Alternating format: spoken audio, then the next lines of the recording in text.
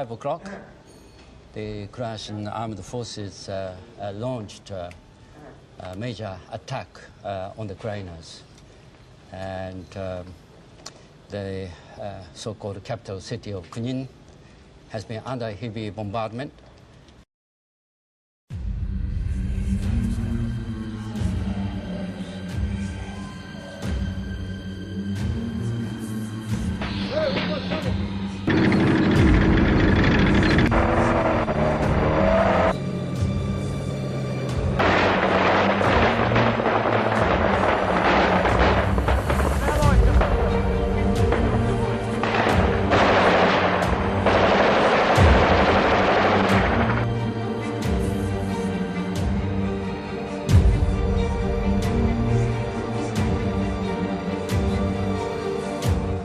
The impact of the fighting on innocent civilians and on the United Nations personnel is of grave concern to me at this time.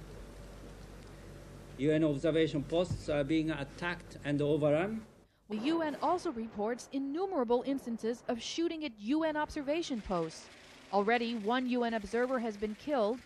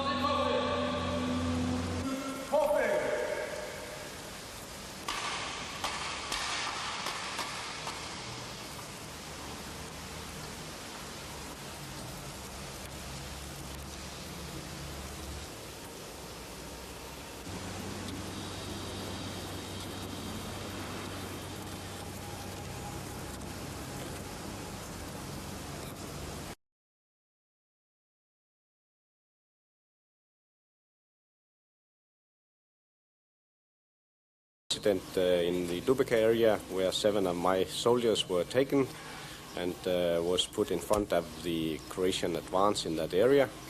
I have in my report to UN and to Denmark also explained this incident.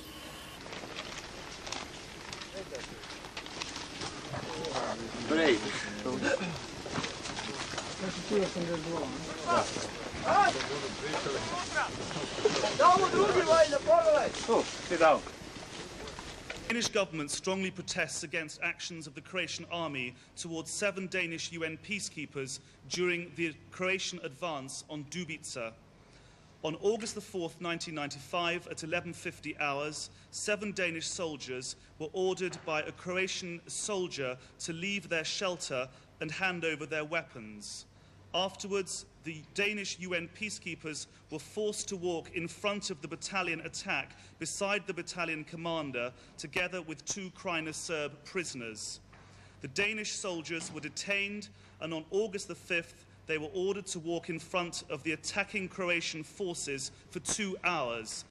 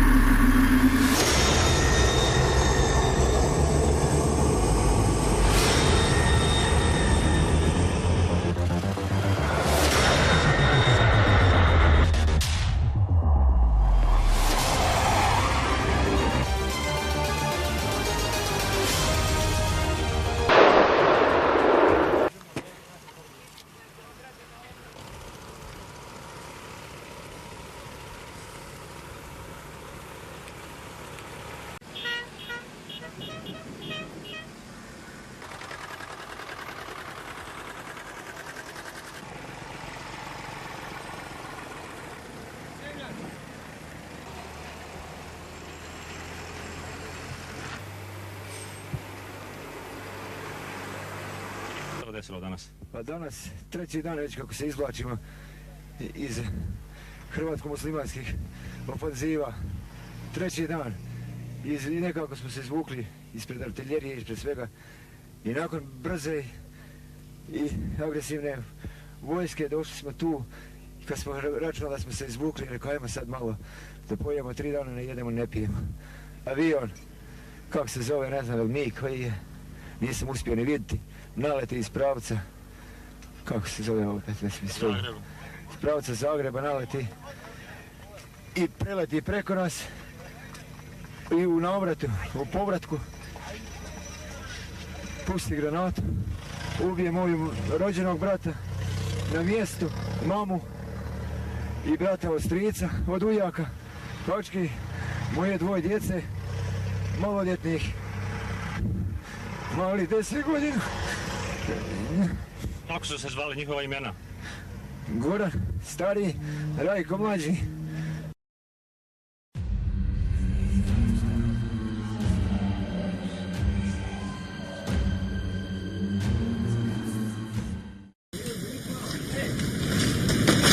To make sure the Serbs never returned, Tudjman's army set their villages alight.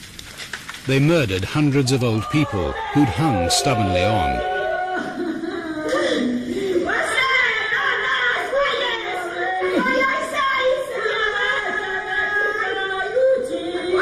The problem that we're seeing is what appears to be from the UN military observer patrols, UN civilian police patrols, a quite systematic program of arson and burning of what clearly were Serb community villages and towns.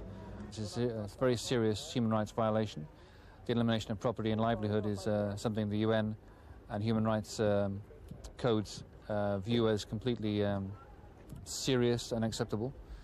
And we will report this as widely as possible. This is just not something that can be tolerated. And the public opinion, the press, now getting hold of this, are beginning to show more and more interest in focusing on this very, very serious program of destruction.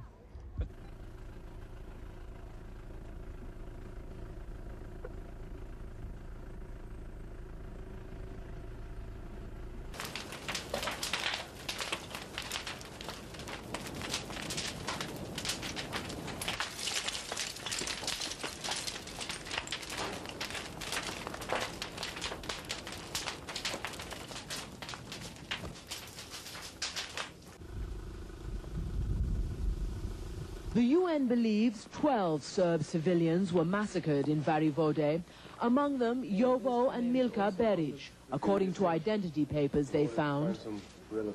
Their bodies have been buried along with more than 200 others who were killed during and after the Croatian army retook the Krajina from the Serbs in August. 125 of these graves are unmarked. At first, Croatian authorities denied the reports, attributing them to biased propaganda. Later, they blamed, quote, uncontrollable elements. And now they say they've arrested several hundred people. The UN says what's happening here is a systematic campaign of intimidation. Varivode is only the latest destroyed village. UN television has taken pictures of Serb houses burning all over this region in the 2 months since the Croatian army conquered it. UN cameras found 2 elderly Serb men, one dressed in pyjamas, shot through the head, the other with his throat slit. European, UN and US human rights reports say much of the killing, burning and looting is done by men in Croatian military uniforms and armed civilians.